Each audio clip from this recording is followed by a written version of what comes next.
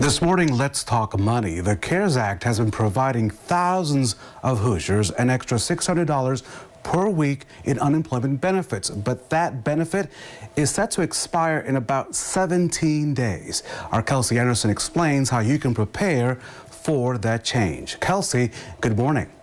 If you lost your job because of the pandemic and are currently on unemployment, I spoke to a financial advisor who says the first thing you want to do is start budgeting that money and making sure you're only paying for the necessities.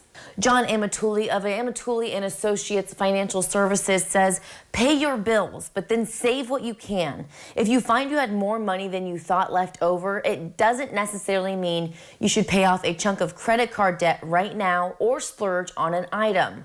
While that can be tempting, he says, we have to remember we're still in a pandemic and there is a lot of uncertainty around the job market for many people.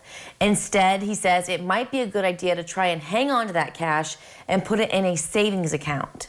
And I recommend to clients and the folks that try to have a 6-month emergency fund set up, because if things get bad again in the fall, there's money there to make expenses. He says to remember, if you were hired for another job today, it still might be a week before you start and 3 weeks or more before you receive a paycheck.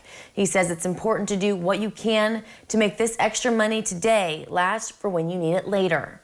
I'm Kelsey Anderson, RTV 6.